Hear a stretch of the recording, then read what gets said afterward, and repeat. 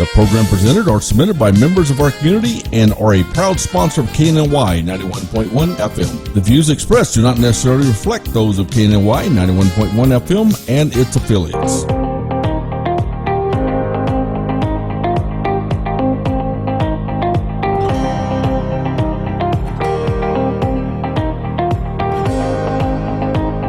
It's a wonderful day here at 91.1 The Boss, your Fusion radio station. On today's Entrepreneur, I am Orlando Daniels, and I'm excited not just because it's Friday, but my overall guest that's in the studio sharing with us on today. I want to allow them to share their business, and I love it. But Ashley Terratine and Les Marks are actually, she's the owner, am I correct? Yes. Miss Terratine is the owner, and Miss Lex, we just pulled her up here to give her something to do.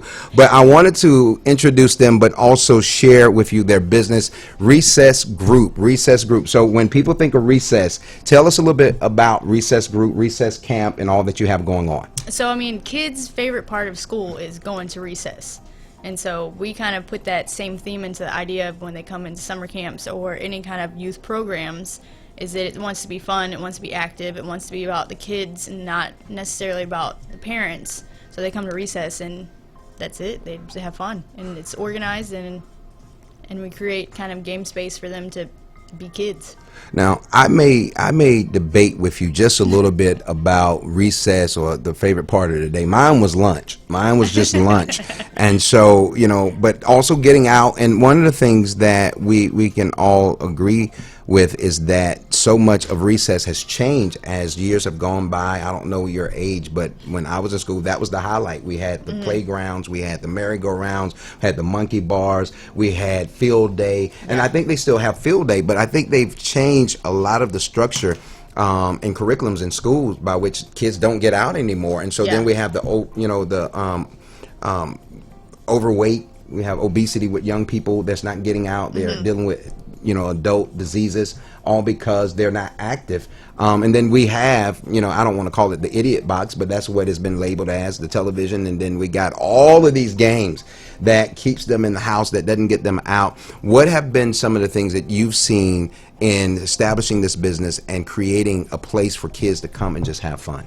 Well, I mean, and part of what you were saying about how the curriculum's changing, I mean, a lot of schools are doing away with recess. I mean, very few ISDs still have full PE programs. So I mean, these kids aren't getting out and getting active. So I mean, that's kind of the part of doing that. And then a lot of summer camps are going to the geared towards the STEM, which is good and the kids need, but still at the time they're not getting to just run around and play games. So I mean, that was part of the philosophy of it. Plus, I mean, I've been doing summer camp since I was in college. I kind of helped run some stuff up in Shreveport, Louisiana. Okay. And then I came back down here, and there's a Legend Sports Complex that used to be in the Woodlands. I ran their summer camps. Okay. So, I mean, I already had kind of that, I was in it, and I never woke up one morning and said I'm going to grow up and be a owner of a camp business. It kind of just happened.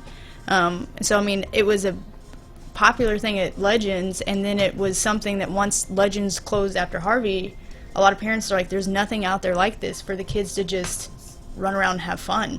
So that's when I was like, all right, well, I'm gonna start recess.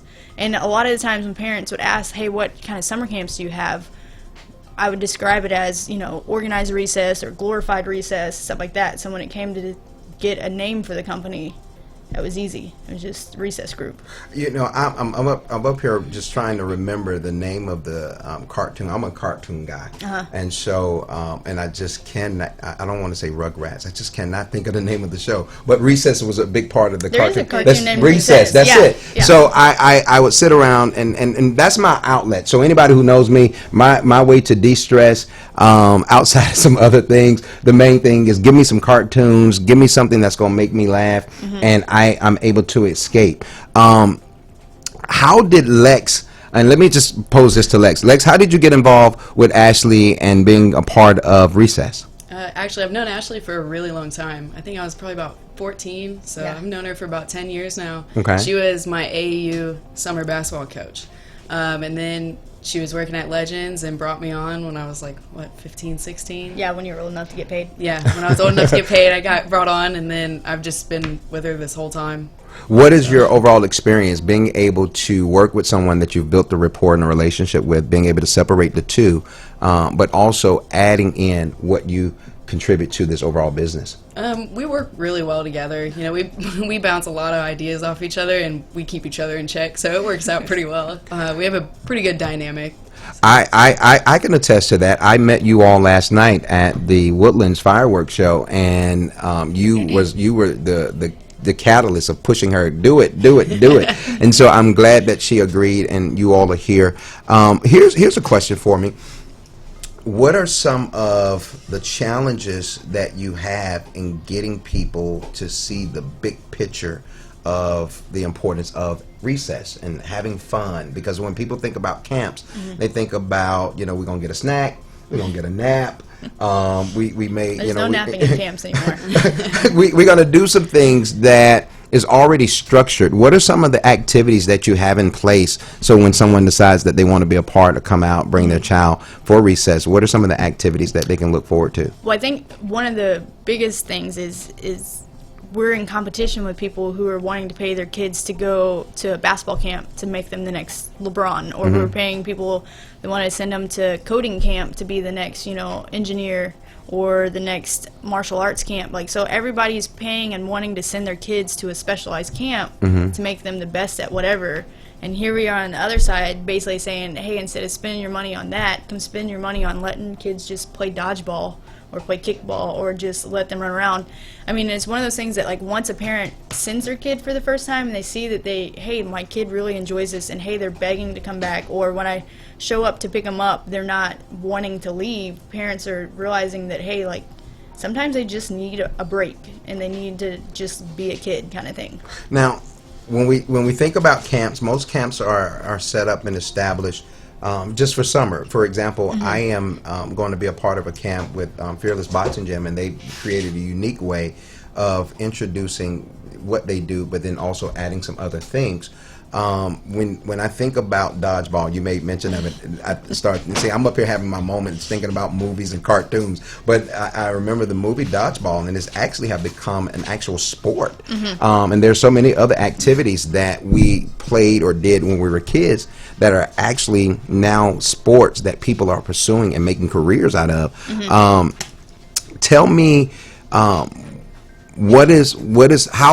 are you able to introduce the game to kids who are just gamers and they're not used to being outside? This is their norm, and then you're introducing them to something that should have been engrafted because that should have been their norm. They didn't get it. Well, I mean, a lot of kids they know dodgeball, but a lot of schools don't let you play dodgeball anymore. Same thing with kickball. They know kickball, but a lot of times you have all these baseball kids that want to play kickball, and you have to say, hey, well, it's not your baseball rules, it's kickball rules, so let me educate you on those. So I mean, kids know what it is. It's just that they don't ever get to play it. So now it's that opportunity to finally get to play this game that they see on TV with the dodgeball movie and stuff like that. But I mean, I think the knowledge is still there, and the kids still know what it is. It's just they don't have the opportunity as much.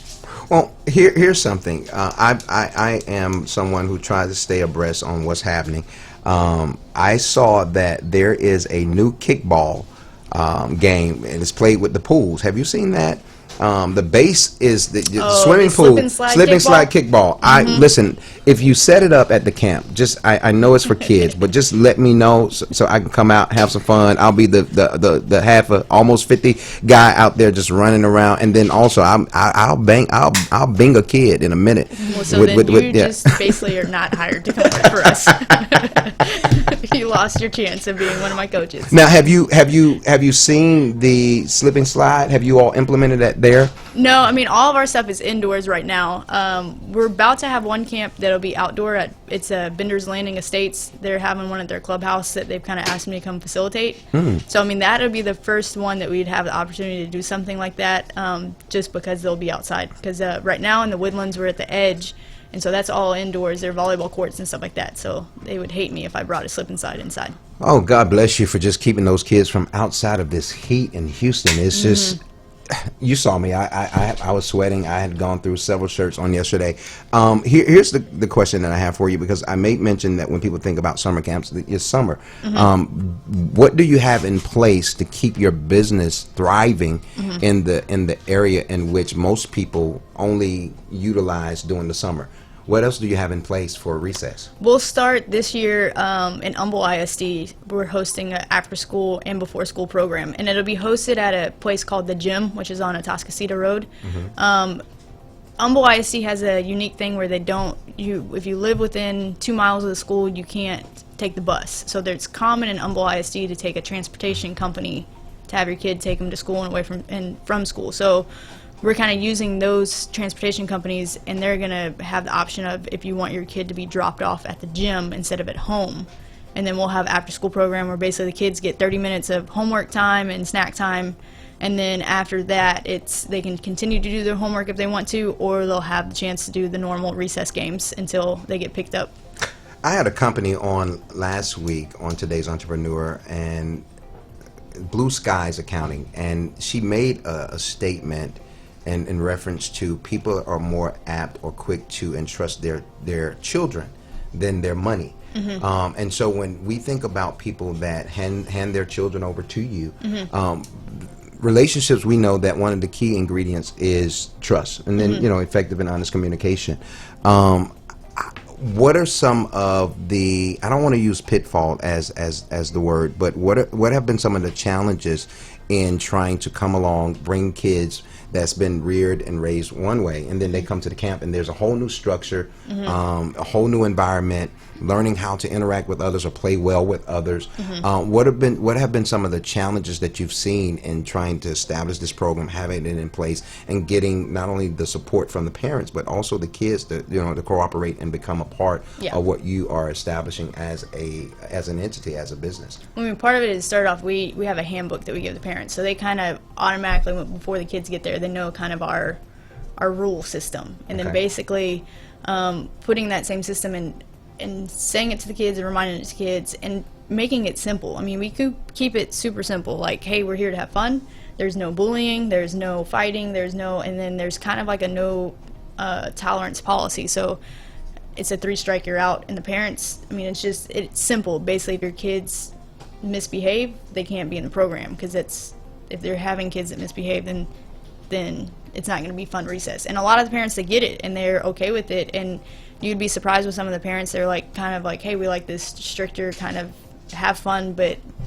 there's a fine line of when you make it not fun and you're not allowed to be here anymore, because it's a privilege, not a must. Okay. Well, you are a godsend, and let me say that on the behalf of all parents, because when we think about needing that breather, that escape, and we find parents who can't find someone to watch their kid in a safe and fun environment. So I want to applaud you. Hats off to you and Lex for what you all are doing. I want to give you the opportunity to share not only your website but your Facebook, Instagram, anything that you want to give out so that people can get in contact with you and be a part of this wonderful adventure and have fun and have recess. And don't forget to invite me the next time you have something. I will. Go ahead. I mean, all of our social media is the Recess Group, like THE Recess Group. So our Facebook is the Recess Group, Instagram is the Recess Group, our website is www.therecessgroup.com, and I think that's it. Instagram, everything. Here's something. I know that you're a LLC, but is it expensive? Because when people think about having somewhere to take their kids, is it cost efficient? Is it something that people can do? Is there other ways that they can get in if they don't have the financial means but they want to get their kid involved? Is that something that they could talk with you directly after you've given out your information?